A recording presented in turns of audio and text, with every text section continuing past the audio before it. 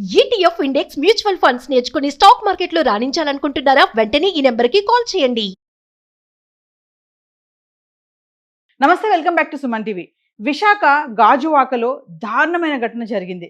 గత ఏడాది ఇలానే ఢిల్లీలో ప్రియురాల్ని చంపేసి మరి ఫ్రిడ్జ్లో పెట్టాడు. ముక్కలు ముక్కలుగా నరికి ఫ్రిడ్జ్లో పెట్టిన సంగతి మనందరికీ తెలిసిందే. మరి ఢిల్లీ తర్వాత మీర్పేటలో కూడా ఇలాంటి సంఘటన జరిగింది. ఇప్పుడు రీసెంట్గా విశాఖపట్నం గాజువాకలో కూడా జరిగింది. ఏంటంటే భార్య పుట్టింటికి వెళ్ళిన టైంలో ప్రియురాల్ని ఇంటికి పిలిచి మాట్లాడాలనుకుని ఇద్దరి మధ్య ఒక గొడవ జరగడం, దాంతో ప్రియురాల్ని చంపేసి పార్ట్స్గా ముక్కలుగా చేసి కొన్ని పార్ట్స్ని ఎక్కడో పెట్టి కొన్ని పార్ట్స్ని ఫ్రిడ్జ్లో పెట్టాడు. మరి ఈ సంఘటన బయటకు వచ్చింది. ఇప్పుడు ఎవరైతే ఆ ప్రియురాల్ని మర్డర్ చేశారో అతను ఒక నేవీ ఆఫీసర్. మరి అతని పైన ఇప్పుడు BNS 103(238) సెక్షన్స్ కింద కేసు అయితే నమోదు చేయడం జరిగింది. మరి దీనిపైన మరింత సమాచారం అందించడానికి మనకు అందుబాటులో ఉన్నారు advocate doctor Solomon Raj garu. Over to sir.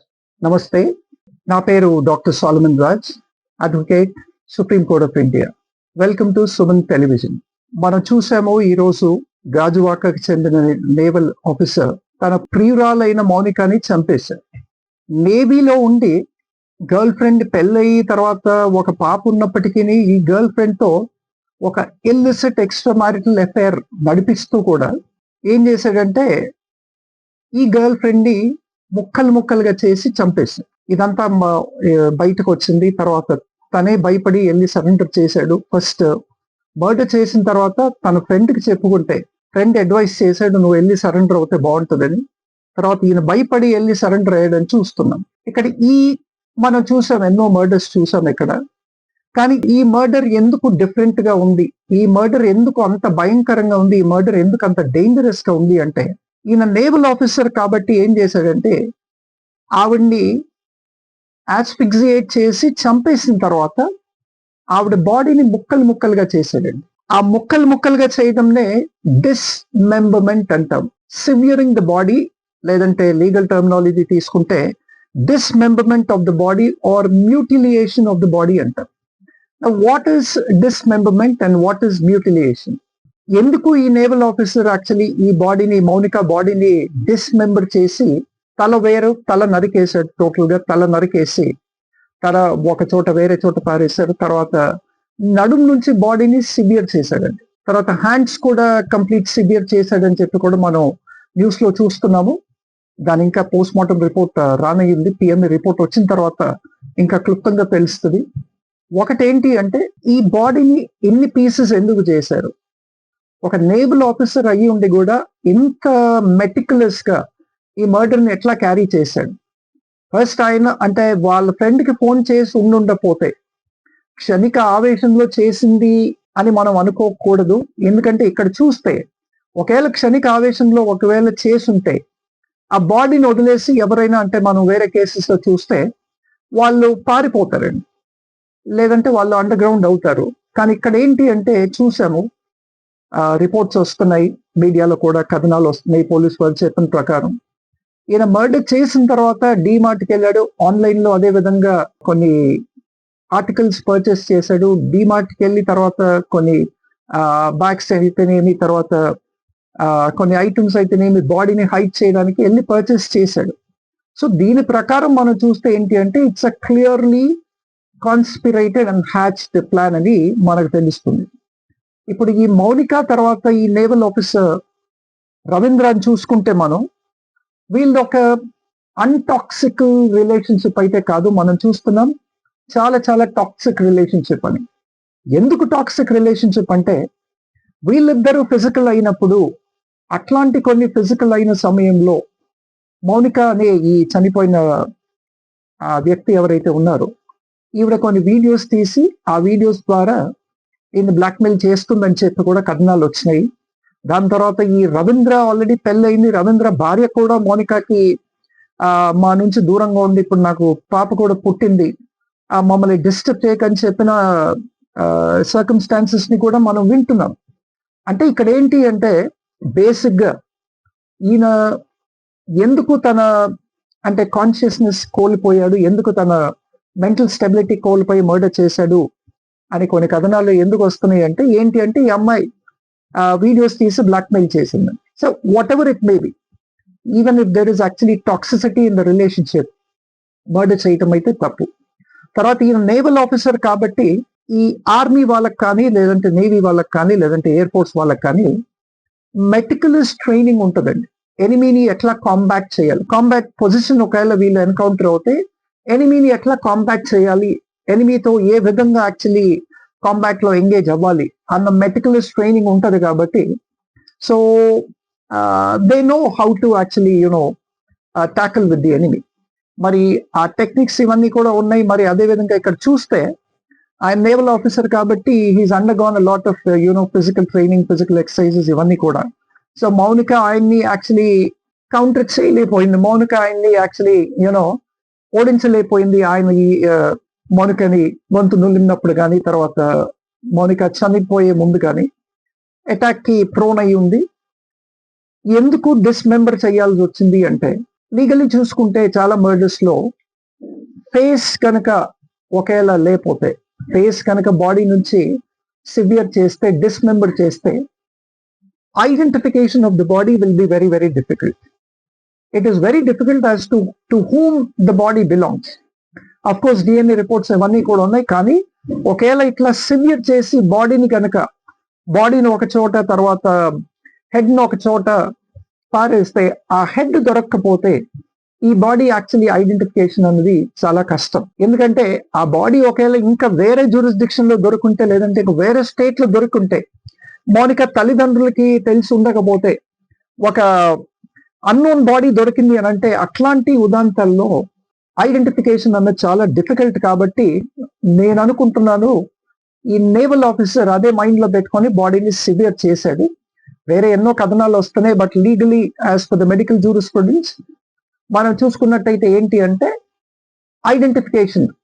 Identification crisis అన్నది అవుతుంది. కాబట్టి బాడీని పోలీస్ కానీ రికగ్నైజ్ చేయలేదు, కాబట్టి ఈ డిస్మెంబర్మెంట్ అనేది జరిగింది.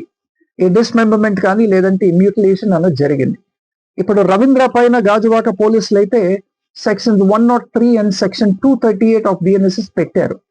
సెక్షన్ 103 సబ్ క్లాజ్ 1 ఏంటి అంటే punishment for murder. It is actually a punishment for murder. Is this actually a normal murder?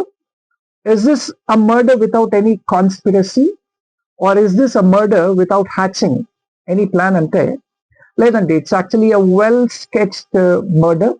It's a well hatched and a well conspired murder అని మనం చూస్తున్నాం. ఎందుకంటే ఆయన అన్ని మైండ్ లో పెట్టుకొని మనం ఇవన్నీ చూస్తే కూడా ఇట్స్ అ హ్యాచ్ ప్లాన్ అని తెలుస్తుంది. తన ఫ్లాట్ కి మౌనికని పిలిచి, దాని తర్వాత కొన్ని క్షణాలు తనతో గడిపి, దాని తర్వాత he went on to murder. కాబట్టి section 103 sub clause 1 punishment for murder.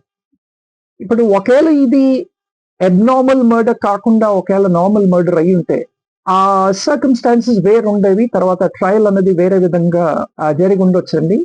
మన ఇండియాలో ఒక లాక్యన ఏంటి అంటే, murder, no matter what kind of murder it is, if it's actually an abnormal murder, if it's actually a murder where the body is severed, or if it is a murder which is done brutally, no matter what అండి, death కానీ life imprisonment కానీ. అంతకుముందు మనం పాత IPC Indian penal code మనం IPC section 302 చూసుకుంటే murder కి 10 years imprisonment ఉండేది. అదేవిధంగా ఇప్పుడు బిఎన్ఎస్ఎస్ వచ్చింది కాబట్టి సెక్షన్ 103 సబ్ క్లాజ్ 1 ఏంటి అంటే, ఒకవేళ మర్డర్ అయితే డెత్ కానీ లైఫ్ ఇంప్రిజన్మెంట్ కానీ ఉంటుంది. But again based on the trial, on the evidences ఇవన్నీ కూడా ఉంటాయి. కానీ సెక్షన్ 103 సబ్ క్లాజ్ 1 కింద రవీంద్రన్ బుక్ చేశారు. తర్వాత సెక్షన్ 238 ఆఫ్ బిఎన్ఎస్ కింద బుక్ చేశారు. సెక్షన్ 238 ఏంటి అంటే టాంపరింగ్ విత్ ది ఎవిడెన్స్, లేదంటే trying to actually wipe out all the evidence which at the time of murder was left over. So kabatti section 238 dan tarvata section 103 kinda inni book chesaru is causing disappearancing of the evidence under section 238 of BNSS. ఈ రెండైతే ఇప్పటికి book చేశారండి, కానీ ఇంకా additional sections కూడా police వారు consider చేసి ఉండాల్సింది. ఒకటి ఏంటంటే, ఈ మర్డర్ కన్నా ముందు అంటే మీడియాలో వచ్చే కథనాల ప్రకారం ఏంటి అంటే, వీళ్ళిద్దరూ కూడా కలిసి కొన్ని గంటలు కలిసి గడిపారని. ఒకవేళ అక్కడ ఫిజికల్ గా ఏదన్నా అవుతే section 376 can also be actually added. Ravindra can be implicated under section 376 of the IPC.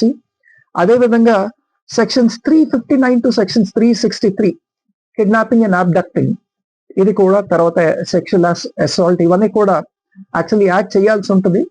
ఇప్పటికైతే సెక్షన్ 103 అండ్ సెక్షన్ 238 అయితే యాడ్ చేయడం జరిగింది. వీటి కింద ఈయన ట్రై చేస్తాడు.